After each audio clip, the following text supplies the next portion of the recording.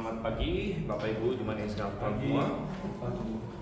Dan hari ini di sekolah minggu dewasa kita akan kembali mempelajari. Kita mau melanjutkan yang minggu lalu kita belum selesai, yaitu tentang Raja Yerobeam. Dan sedikit mengingatkan, nanti kita makin lama akan makin panjang, yaitu raja-rajanya ya. Ini kalau sampai selesai ini nanti sudah pada hafal semua. Saul, Daud, habis itu Salomo, habis Salomo Rehabeam. Ya, tetapi pada zaman Rehabeam inilah kerajaannya terpecah, ya, sehingga yang kita pelajari sekarang adalah yang pertama yaitu Yerobeam, ya. Yerobeam ya, ini menjadi dua kerajaan. Yang ini kerajaan selatan. Ini selatan, sini utara. Ya. Oke, jadi ini adalah gambarannya. Nah, kita sudah membaca sedikit tentang Yerobeam minggu lalu. Saya ingin ajak kita baca sedikit yang lain lagi, yaitu di 1 Raja-Raja pasal 13. Kalau kita lihat di sini, 1 Raja-Raja pasal 13 ini masih di dalam konteks Yerobeam.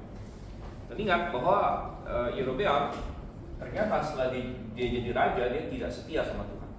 Jadi demi mempertahankan yang dia anggap adalah kerajaannya, itu dia malah membuat lembu emas. Dan tujuannya politik yaitu supaya orang Israel katanya jangan pergi ke Yerusalem, jangan pergi ke selatan. Ya. Jadi akhirnya dia bikin mezbah sendiri di dua kota, yaitu di Bethel dan di Dan. Nah, coba kita lihat 1 Raja-Raja 13 ayat 1. Saya akan bacakan beberapa ayat saja di sini. Ketika Yerobeam berdiri dekat mezbah, ini mezbah yang dia bikin sendiri, untuk membakar korban, atas perintah Tuhan, seorang abdi Allah datang dari Yehuda ke Bethel. Lalu atas perintah Tuhan dia berseru terhadap mezbah itu, katanya, hai mezbah, beginilah firman Tuhan, sesungguhnya seorang anak akan lahir bagi keluarga Daud, Yosia namanya. Di atasmu ia akan menyembelih para imam tempat-tempat pemujaan dan membakar kurban di atasmu. Juga tulang-tulang manusia akan dibakar atasmu. Pada hari itu juga ia memberi suatu tanda ajaib. Katanya, inilah tanda ajaib yang telah difirmankan Tuhan. Sesungguhnya mezbah itu akan pecah dan abu yang di atasnya tumpah. Ketika raja mendengar perkataan abdi Allah yang disuruhkannya terhadap mezbah di Bethel, ia mengulurkan tangannya dari dekat mezbah dan berkata, tangkaplah dia. Tapi tangan yang diulurkannya terhadap orang itu menjadi kaku, sehingga tidak dapat ditariknya kembali. Mezbah itu pun pecah dan abunya tumpah dari mezbah itu sesuai dengan tanda ajaib yang diberikan abdi Allah itu atas perintah Tuhan. Lalu berkatalah raja kepada abdi Allah itu, mohonkanlah belas kasihan Tuhan Allahmu dan berdoalah untukku supaya tanganku dapat ditarik kembali. Abdi Allah itu pun memohonkan belas kasihan Tuhan. Lalu tangan raja itu dapat ditarik kembali dan menjadi seperti semula. Kemudian raja berkata kepada abdi Allah itu, marilah pergi bersamaku ke rumah, segarkan dirimu dan aku akan memberimu hadiah. Tapi abdi Allah itu berkata kepada raja, sekalipun setengah dari istanamu kau berikan padaku, aku tidak akan pergi bersamamu dan tidak akan makan roti atau minum air di tempat itu. So beginilah diperintahkan kepadaku oleh firman Tuhan, jangan makan roti atau minum air dan jangan kembali melalui jalan yang telah kau tempuh itu. Lalu ia pergi melalui jalan lain dan tidak kembali melalui jalan yang dilaluinya untuk datang ke Bethel. Oke, kita sampai sana dulu. Sebenarnya sisanya masih menarik akan kita bahas ya. Tapi ropannya mungkin kalau kita baca semua, jadi kita baca sampai sana saja. Mari kita bersatu dalam doa. Saya minta Pak Martinus beri dalam doa. Terima kasih Tuhan, kami sangat mengucap syukur kami dapat berkumpul di tempat ini untuk belajar mengenai firman-Mu tentang raja-raja. Biarlah hal yang baik mengikutinya Tuhan. Tuhan, biarlah Tuhan kami semua lebih mengerti lagi, berkati kami semua, Tuhan Stephen yang akan menyampaikannya. Dalam nama Tuhan Yesus kami mengucap syukur. Amin. Amin. Oke, baik. Jadi di isian kita kalau saya tidak salah kita sudah sampai ke nomor 7 sekarang, benar ya? Oke, jadi karena penyelewengan dari si Yerobeam ini, maka Tuhan mendatangkan hukuman kepada dia, ya. Dan hukuman itu dimulai dengan ringan dulu. Tuhan kasih peringatan, kasih peringatan kepada Yerobeam dengan cara mengutus seorang nabi dari Yehuda. Itu katanya ya, nabi dari Yehuda. Dan Yehuda itu berarti dari kerajaannya Rehabeam ini. Gitu. Nah, sangat menarik sekali kenapa Tuhan tidak pakai nabi yang di sini, gitu. Tapi Tuhan pakai nabi yang di sini. Gitu kan? Nah, bisa jadi nabi-nabi yang di sini banyak yang sudah berkompromi. Yang Tuhan tidak pakai lagi. Dan kita membaca bahwa Yerobeam kan waktu dia bangun Mesbah, yang satu di Betel, yang satu di Dan, ya dengan ada lembu emas di situ ya. Saya nggak bisa gambar lembu ya.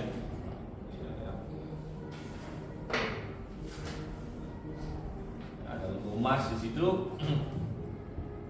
Dan di kota Betel sebenarnya ada nabi di Betel. Nanti di pasal 13 nanti ada seorang nabi di Betel. Tapi Tuhan tidak pakai nabi di Betel ini. Ya. Tuhan pakai nabi yang dari Yehuda untuk datang ke Betel. Ini sangat menarik. Ya, berarti kita akan lihat nabi yang di Betel ini emang nggak beres dia. Ya, kita kan dia bohongin nabi yang dari Yehuda ini. Ya, jadi kenapa? Kan udah ada nabi di Betel. Kenapa nggak pakai dia aja untuk tegur si Yerobeam?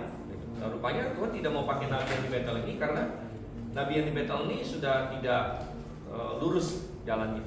Nah, ya sudah berkompromi dan dia juga nanti belakangan dia bohongin nabi yang dari Yehuda ini. Jadi Tuhan tidak mau pakai dia. Nah, ini tentu mengajar kepada kita juga bahwa seperti yang Paulus katakan, Tuhan itu bagaikan tuan rumah yang punya banyak perabot di rumahnya. Nah, tentu ada perabot yang dia pakai untuk tujuan mulia, ada perabot yang dia pakai untuk tujuan yang kurang mulia. Nah, terserah kita ini, makanya Paulus bilang, marilah kita menguduskan diri kita supaya menjadi perabot yang bisa dipakai untuk tujuan yang mulia. Gitu kan? Nah, karena kita siap dipakai oleh Tuhan gitu, dalam posisi kita masing-masing, ya, dengan cara apapun. Pakai Tuhan tentu bukan hanya berarti kayak berkhotbah dan lain sebagainya, tapi ada banyak cara yang seorang bisa dipakai oleh Tuhan. Namun dia bilang bahwa kita perlu menguduskan diri di sini. Nah, nabi tua ini nggak menguduskan diri, makanya Tuhan kirim nabi dari Yehuda. Oke, dan masih di isian kita di sini. Jadi Tuhan mengutus seorang nabi dari Yehuda untuk mengumumkan hukuman kepada Yerobeam di Betel. Oke, nubuat yang disampaikannya secara luar biasa menyebutkan nama seorang raja Yehuda, yaitu siapa? Yosia di sini. Jadi ini suatu nubuat nih. Nah, jadi si nabi ini bernubuat, Yerobeam dengar nih, Mesbah yang kamu bangun sekarang yang kelihatannya hebat sekarang ini akan dihancurkan oleh seorang raja Yehuda. Dan ingat, waktu Yerobeam bikin ini barang ini kan tujuan dia adalah supaya kerajaan dia bertahan kan, nggak balik lagi ke di sini, gitu. Tapi Tuhan sudah langsung kasih nubuat, ya, karena kamu menyimpang, justru kerajaan Yehuda akan menghancurkan ini kamu, Mesbah kamu, ya. Seorang raja namanya Yosia,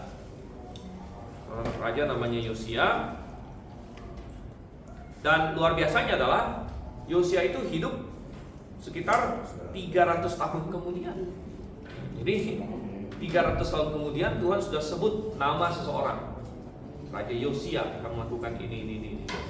Nah, dan itu luar biasa karena memang banyak sekali ya, nanti kita Yosia itu nanti sudah ke berapa belas masih bawah sekali, udah hampir di pembuangan Yosia. Yosia adalah raja baik yang terakhir di Yehuda. Nah, jadi itu 300 tahun kemudian. Dan tentu ini memberitahu kita bahwa Tuhan adalah Tuhan yang Maha Tahu. Ya. Coba kita intip sedikit deh tentang Yosia ini ya. Kita intip sedikit bagaimana Yosia ini ya. Ya coba kita lihat 2 Raja-Raja 23 di sini. Dan 2 Raja-Raja pasal 23. Perhatikan ayat 15. Nah, ini berarti digenapi persis dengan oleh Yosia nanti. 2 Raja-Raja 23 15. Ia juga merobohkan Mesbah di Betel. ya, tempat pemujaan yang dibuat oleh Yerobeam bin Nebat yang mengakibatkan orang Israel berbuat dosa. Mezbah dan tempat pemujaan itu pun dirobohkannya, batu-batunya dipecahkan dan dilumatkannya menjadi abu. Lalu ia membakar tiang berhala yang di sini. Ya, lalu kalau kita lihat ayat selanjutnya, dia akan lihat kuburannya si abdi Allah ini. Nah, kuburan si abdi Allah dari Yehuda ini. Nah, kenapa bisa ada kuburan abdi Allah dari Yehuda ini? Nah, coba kita balik lagi ke pasal 13 ya, dari 1 Raja-Raja 13 dan kita balik lagi ke ini ya, ke isian kita. Nah, Yerobeam sebenarnya dengan dengan dia diutus nabi oleh Tuhan untuk menyampaikan suatu penghakiman, itu sebenarnya adalah undangan bagi dia untuk bertobat, undangan bagi dia untuk berbalik. Ya. Jadi kita dapatkan setiap kali di dalam Alkitab ketika Tuhan mengumumkan suatu hukuman kepada seseorang atau suatu bangsa, itu adalah undangan bagi bangsa itu untuk bertobat sebenarnya. Ya. Artinya keputusan Tuhan itu masih bisa Tuhan ubah. Gitu. Kalau misalnya orang tersebut bertobat. Nggak usah jauh-jauh. Contoh yang paling tegas adalah orang-orang Niniwe, ya. Karena Tuhan mengutus seorang nabi Yunus pada mereka dengan pesan 40 hari lagi kota Niniwe akan ditunggangbalikan. Nah, dalam pesan itu tidak secara eksplisit dikasih tahu kamu mesti gimana gitu, atau tidak secara eksplisit dikasih tahu kalau kamu bertobat bakal begini-begini. Tidak ada pesan eksplisit tentang itu. Ya, pokoknya hanya 40 hari lagi kota Niniwe akan ditunggangbalikan. Ya. Namun yang terjadi adalah orang Niniwe menanggapi itu secara positif dan berkata, oh, kita harus merendahkan diri, kita harus berkabung, kita berdoa, kita minta ampun.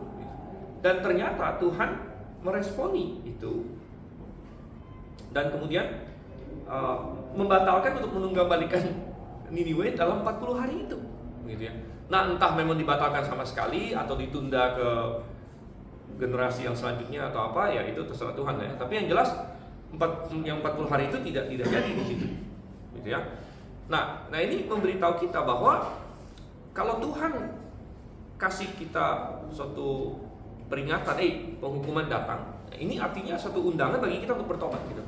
Karena kalau Tuhan tidak mau kasih kita kesempatan bertobat, itu Tuhan tidak perlu kasih pengumuman. Kan Tuhan bisa langsung apa? Ya langsung munculkan, misalnya Niniwe gitu kan, Tuhan nggak mau kasih mereka kesempatan bertobat nih, ngapain dikasih 40 hari lagi gitu kan, langsung aja begitu.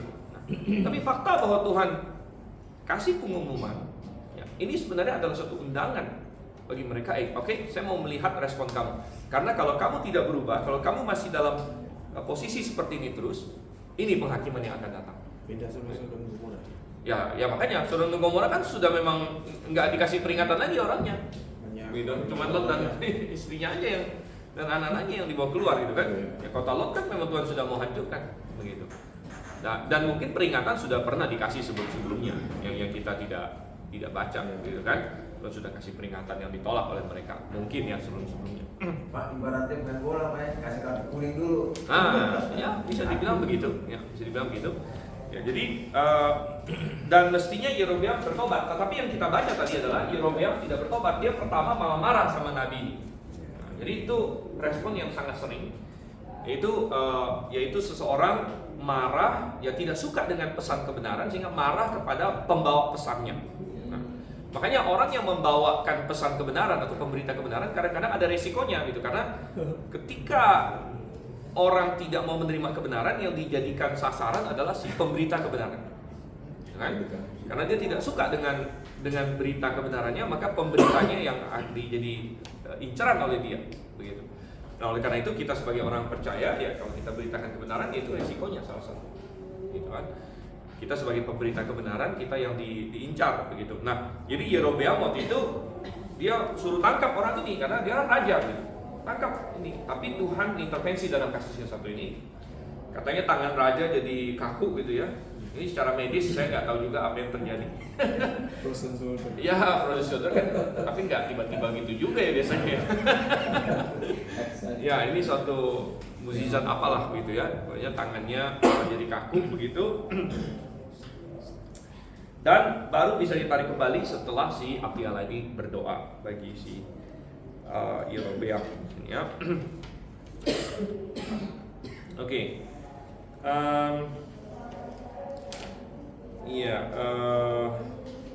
Kita lihat isian selanjutnya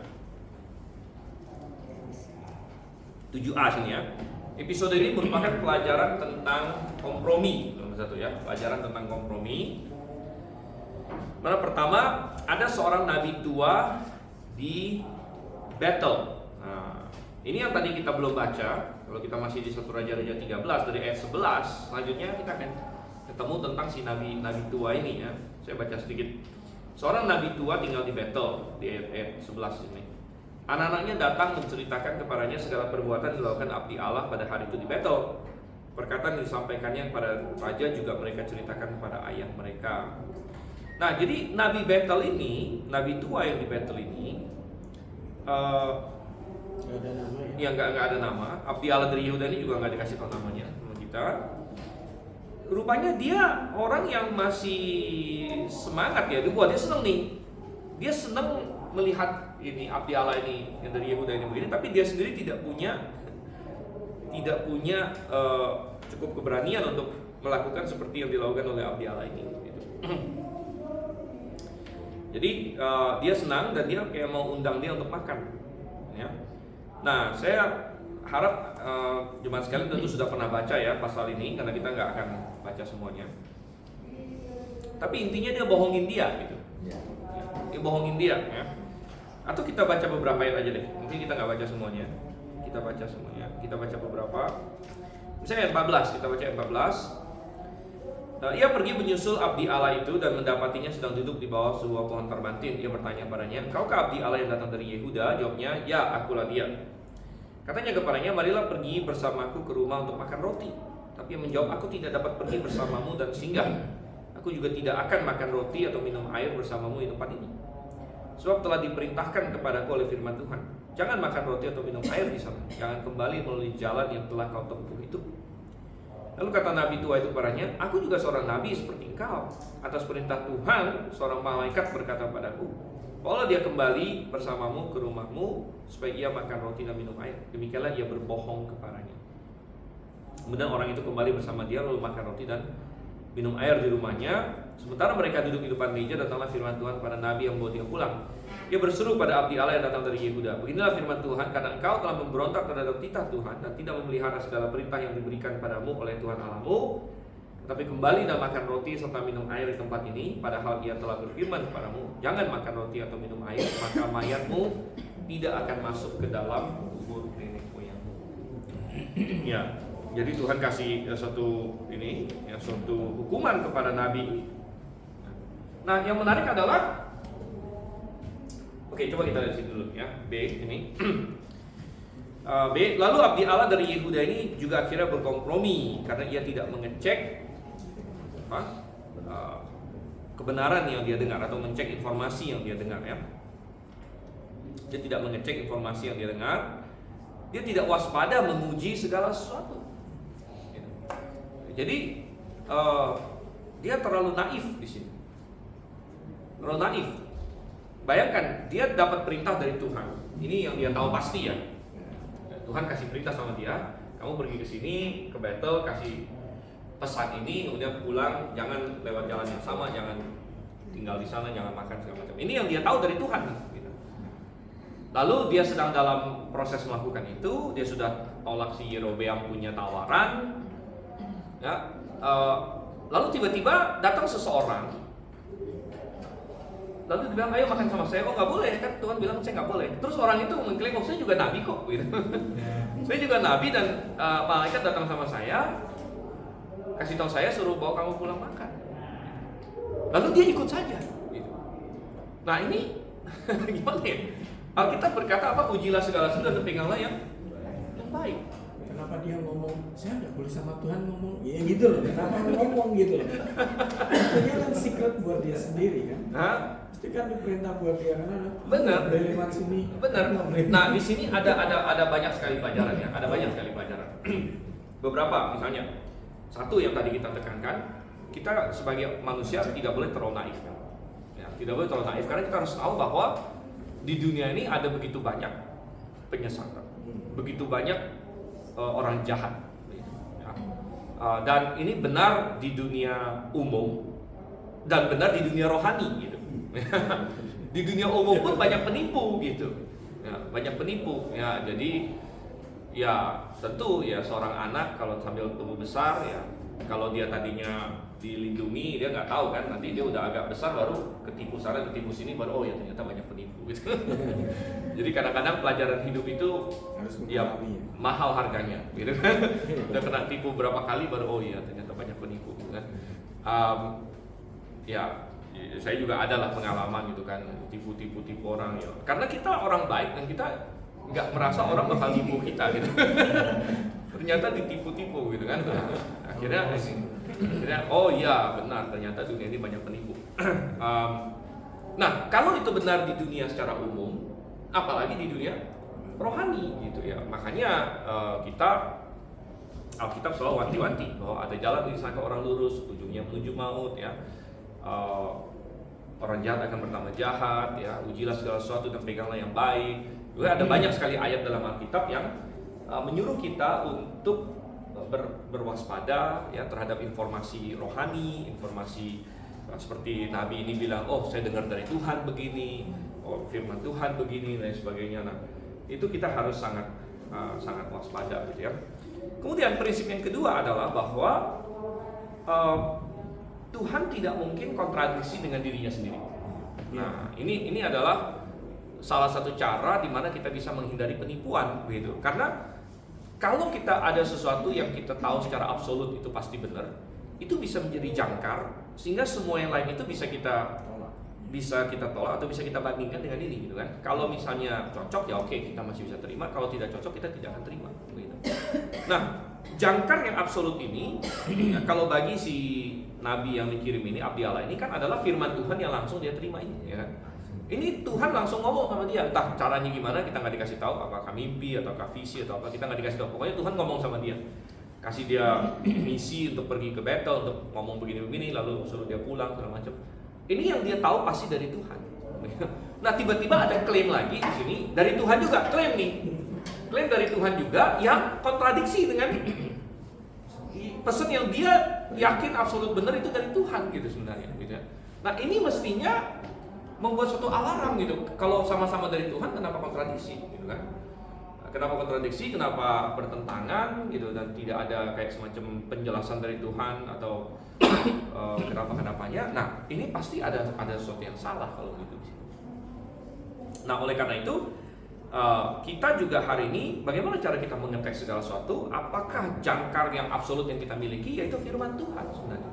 Kalau misalnya Nabi ini dia dapat firman Tuhan pada waktu itu ya dengan suatu cara yang tidak dikasih tahu pada kita, tadi saya bilang bisa jadi dia dapat dari mimpi atau Tuhan ngomong langsung sama dia atau visi. Nah hari ini kita punya sesuatu yang lebih pasti lagi yaitu kita punya Alkitab. Nah, sehingga cara kita menguji segala sesuatu adalah apakah konsisten dengan Alkitab atau tidak, apakah ada kontradiksi dengan Alkitab atau tidak. Dan kalau kita mau membuat doktrin dalam Alkitab pun, ya karena banyak sekali, hampir semua orang kan bilang, oh doktrin saya dari Alkitab ya. Tapi salah satu yang harus kita cek adalah apakah doktrin yang katanya dari Alkitab itu cocok dengan seluruh Alkitab atau bertentangan gitu ya. Ya karena hampir semua kesesatan dalam kekristenan itu dia pasti bisa cari 1-2 ayat untuk seolah-olah mendukung dirinya. Tapi permasalahannya adalah lalu akan kontradiksi dengan begitu banyak ayat yang lain, begitu. Ya. Misalnya kesesatan orang bilang, misalnya ini menara pengawal ya, atau yang sering disebut saksi Yehova. Menara pengawal bilang Yesus bukan Tuhan. Lalu dia bisa buka ayatnya yang kalau orang yang nggak ngerti Alkitab melihat ayat itu kayak bener dia gitu, kayak bener gitu kan? Ya. Karena dia bisa buka ayatnya. Gitu. Lihat nih. Yesus dibilang Bapa lebih besar daripada aku. Contohnya kan ada ayat ini, Bapa lebih besar daripada aku. Dia buka lagi yang lain segala macam. Jadi kalau kita tidak paham firman Tuhan, jadi sepertinya oh ya benar juga dia. Jadi sekali lagi saya bilang, hampir semua kesesatan itu pasti bisa memakai beberapa ayat. Hampir tidak ada Kalau yang namanya nggak pakai ayat itu sudah bukan kesesatan Kristen lagi, itu sudah mungkin ateis atau apa. Memang itu nggak pakai ayat. Gitu. Tapi kalau namanya kesesatan di dalam kekristenan, itu pasti ada pakai ayat.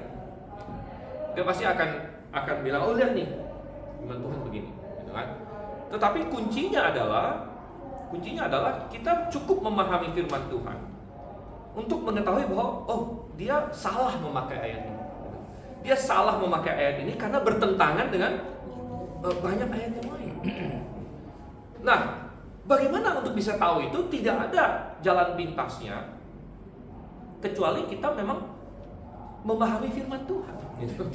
Nah, makanya tidak ada substitusi selain orang Kristen memang berada dalam firman Tuhan dan belajar firman Tuhan. Ya. Nah, jalan pintasnya adalah dirangkumkan oleh orang lain, misalnya seperti saya rangkumkan, atau Pak Soento rangkumkan, atau siapa dosen siapa rangkumkan. Itu bisa membantu kayak shortcut ya. Tapi kan kalau tidak ada dasar, kalau misalnya cuma terima apa yang saya ngomongkan saja tanpa Anda sendiri benar-benar cek di Alkitabnya, itu kan berarti percayanya ya tetap balik lagi ke saya begitu. Ke perkataan saya, ke analisis saya begitu ya. Yang dimana makanya kita bilang seorang guru atau pengajar itu bisa membantu untuk mempercepat prosesnya atau mengkasih lihat nih, ini loh poin-poinnya. Tetapi kemudian untuk mencernanya dan untuk benar-benar mengeceknya ya balik lagi ke masing-masing orang untuk membaca dan mempelajari firman Tuhan itu, begitu ya.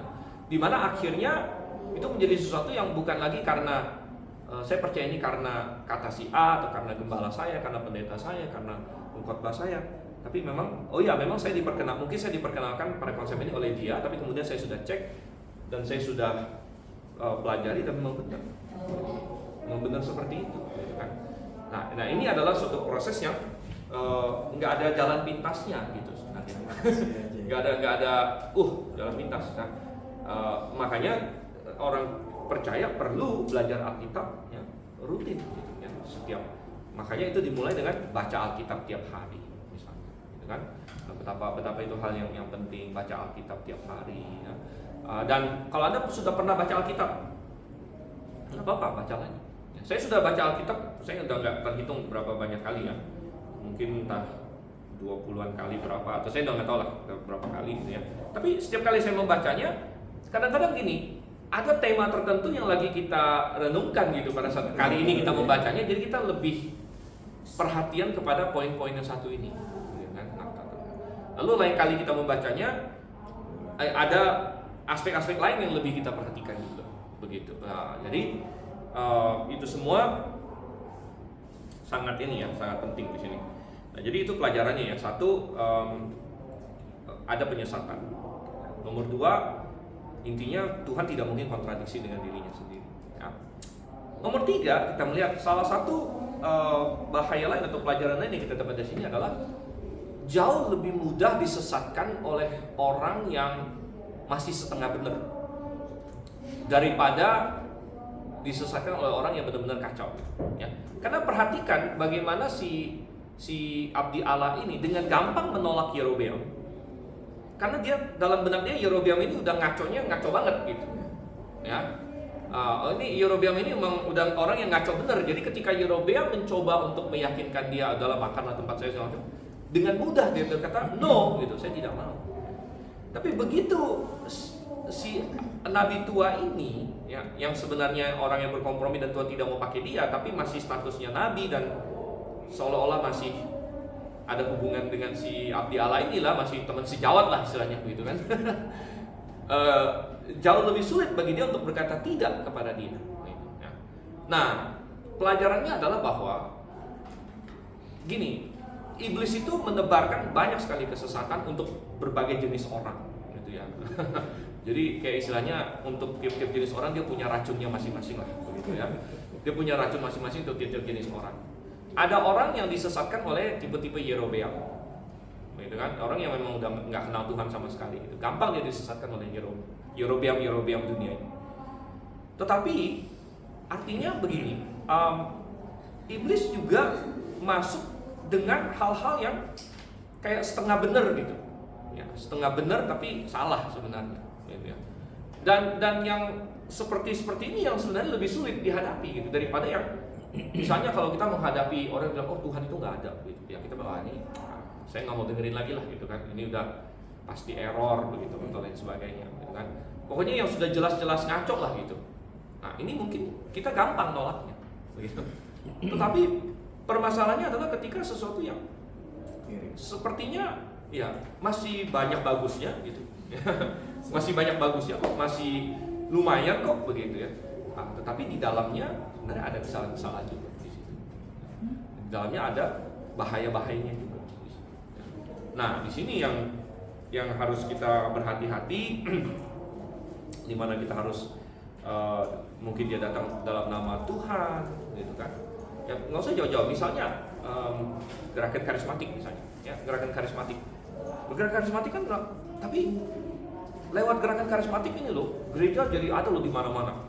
Nah, karena kalau gereja karismatik buka gereja kan cepat gitu. Modelnya model cepat punya. Sekali mau masuk ke suatu daerah, berapa minggu jadi gitu. Langsung ada gereja situ kan bagus katanya situ. Kan bagus caranya begitu ya, supaya ada ya orang mau yang tarik macam. Dan kita bilang ya oke lah, nama Kristus ada disebut di situ dan sebagainya ya. Tetapi di balik semua itu ada suatu kepalsuan sebenarnya, yang kalau kita tidak awas di situ sangat sulit untuk mendeteksinya. Ya. Nah, jadi kita lihat di sini, ini ada banyak sekali pelajarannya. Kemudian pelajaran lain lagi, kalau kita baca di sini, akhirnya si abdi Allah dari Yehuda ini kan dihukum oleh Tuhan. Kamu tidak akan mati masuk kubur, ya. Dan akhirnya setelah dia makan dari sana, dari rumah di Betel ini, langsung dia diterkam singa. Langsung diterkam singa. Nah, kadang-kadang pertanyaannya adalah begini. Padahal kesalahan si nabi ini kan dari perspektif kita kayaknya kecil ya. Dia cuma makan, minum dong gitu kan. Bukan hal moral gimana gitu kan. Nah, dibandingkan dengan Yerobeam gitu, yang bikin berhala, menyebabkan ini bangsanya sesat segala macam ya. Jadi sepertinya abdi Allah ini kok sebenarnya dia kesalahannya kecil kok gitu. Tapi pertanyaannya kenapa dia kayaknya dihukumnya begitu langsung oleh Tuhan? Ya, terus dimakan singa lagi, diterkam singa. Ya, bukan dimakan sih, diterkam terus singanya nungguin gitu. Ya, gitu. Dibunuh singa terus singanya kayak nungguin ya. Jadi aneh memang. Dia dihukum sedemikian, padahal Yerobeam yang ditegur oleh si abdi Allah ini, ya, dan dosanya jauh lebih besar, sepertinya nggak kena apa-apa secara langsung, seolah-olah, gitu ya. Nah dari sini kita juga belajar satu prinsip lain, ya, ya bahwa nomor satu, ya ada ayat firman Tuhan yang berkata penghakiman Allah itu dimulai dari rumahnya sendiri dulu, ya. Rumahnya sendiri dulu ya. Jadi Tuhan bereskan rumah dia sendiri dulu. Nah, tapi itu bukan berarti Tuhan tidak akan hukum yang ini, begitu. Justru ya, kalau penghakiman mulai dari kita, betapa ngerinya penghakiman yang akhirnya untuk mereka, gitu kan? Artinya Tuhan mendisiplinkan punya dia sendiri dulu, gitu ya. Nah, kenapa Tuhan disiplinkan yang punya dia sendiri dulu? Ya, karena Tuhan membutuhkan ya, rumah dia ini bersih baru bisa bersaksi dengan efektif begitu kepada mereka ini gitu. Dan juga begini ya, abdi Allah ini dia punya tanggung jawab rohani yang lebih besar sebenarnya ya, karena dia dapat firman Tuhan langsung gitu kan. Dia kenal Tuhan lebih dalam daripada Yerobeam, jelas gitu ya. Nah, jadi Tuhan juga tuntut dia lebih di sini ya. Nah, tetapi intinya adalah bahwa ya bukan berarti Yerobeam tidak akan kena hukuman, gitu ya. Yerobeam akan kena hukuman yang nanti jauh lebih berat lagi juga. Oke, jadi ada banyak sekali di sini ya pelajaran dari episode ini yang kita bahkan tidak bahas semuanya. Tapi kita masuk ke poin yang selanjutnya sekarang ya, poin yang ke-8.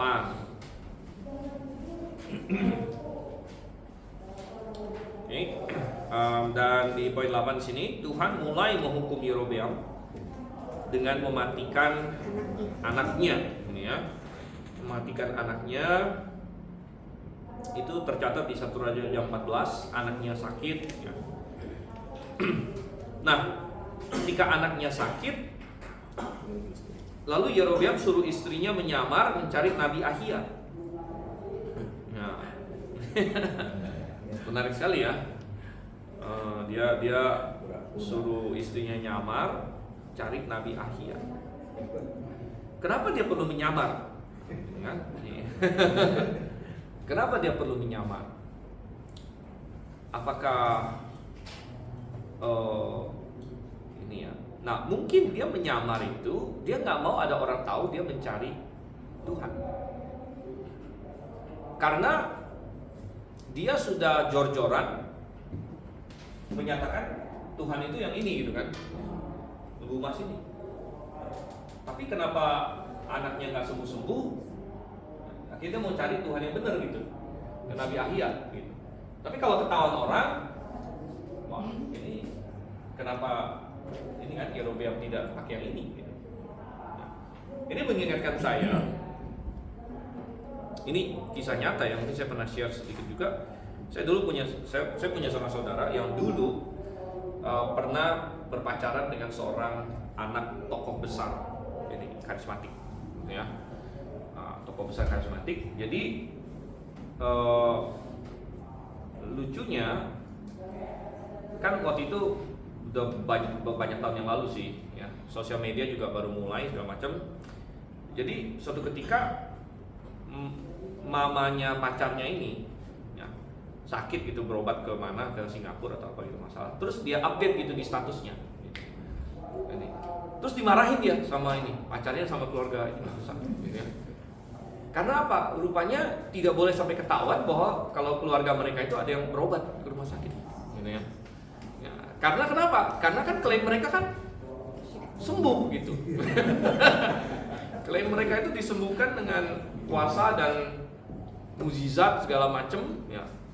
Jadi kalau mereka sampai berobat ke rumah sakit, itu kan orang tanya loh, kok nggak sembuh? Gitu. Kok nggak didoain aja gitu? Kok nggak disembuhkan dengan ajaib segala macam? Begitu. Ya. Nah, jadi karena waktu itu saudara saya ini baru dalam kancah seperti itu, gitu kan, jadi nggak tahu mungkin aturannya. Gitu. Jadi sempat kelepas begitu. Nah itu dimarahin dia, gitu ya, marahin, wah nggak boleh. Jadi kayak semacam itu mungkin mirip seperti ini. Kalau ini mesti nyamar dulu gitu kan. Ke rumah sakit mesti nyamar dulu gitu ya. Jangan sampai ketahuan orang. Nah, apapun motivasinya si Yerobeam di sini menyuruh istrinya nyamar ya. Ya lalu ketemu dengan Nabi Ahia ya. Tapi Ahia akhirnya kasih tahu dia anak kamu akan mati gitu ya. Nanti kamu menginjakkan kaki balik ke kota, anaknya akan mati. Nah ini pasti membuat bingung kan, kalau gitu saya injak kaki nggak nih masuk kota? Karena dikatakan pada saat kakimu melangkah masuk kota, anak itu akan mati, ya. Dan ya akhirnya anaknya mati, ya. Dan setelah itu Tuhan berjanji akan melenyapkan semua laki-laki di keluarga Yerobeam, ya, melenyapkan semua laki-laki. Ya itu dalam bahasa aslinya, saya ada bahas juga di Mutiara Kebenaran. Itu cukup ini ya, kasar kalau bahasa aslinya ya.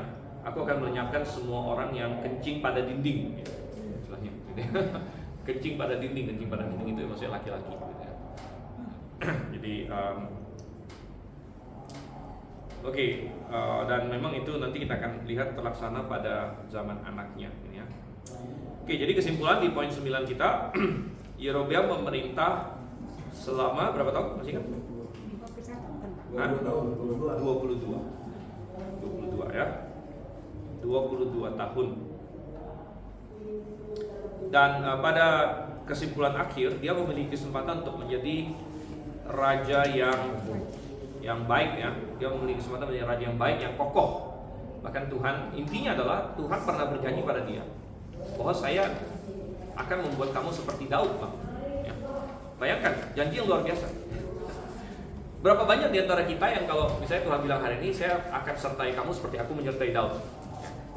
Mungkin kita bilang, wow, luar biasa. Ya kan? Tuhan akan sertai saya seperti Tuhan menyertai Daud, ya. wow luar biasa karena Daud dalam segala metrik orang yang sukses ya, sukses sekali ya kan. Jadi Tuhan bilang, aku akan sertai kamu, aku akan berkati kamu seperti Daud. Kita akan bersuka cita ya. Tapi dia punya kesempatan itu tapi dia tidak ya. Ambisi dan pemikiran yang duniawi membuat dia meninggalkan ya. Karena akhirnya setelah dia mendapatkan kerajaan itu, lalu dia berkutat bagaimana saya mempertahankan ini ya, mempertahankan ini dengan cara-cara yang menyakiti hati Tuhan ya. Oke, jadi itu adalah pelajaran tentang Yerobeam. Oke, ada pertanyaan sampai sini? Nah, ada lembar baru, tapi saya lihat waktu kita tanggung ya.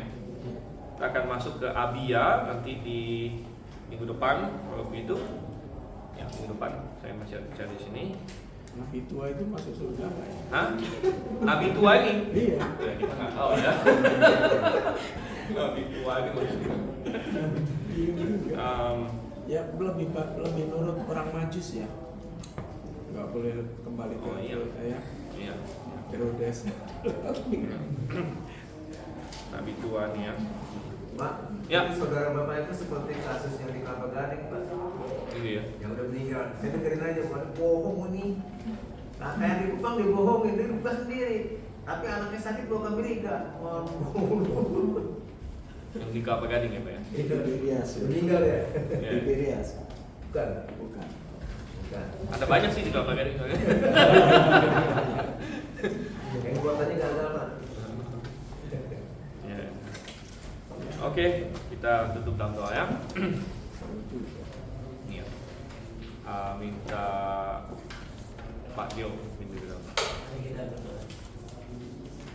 Bapak sekali kami sudah Tuhan, kami sudah belajar Tuhan di sekolah dewasa ini Tuhan. Kiranya pelajaran yang kami dapat Tuhan bisa kami simpan dalam hati kami Tuhan dan kami aplikasikan dalam hidup kami Tuhan. Sebentar lagi kami akan kebaktian Tuhan. Kiranya Tuhan berkati keluarga kami Tuhan. Dan dengan baik Tuhan. Dalam nama Tuhan Yesus kami berdoa. Amin. Amin. Itu Alkitab yang belum ketemu belum ya.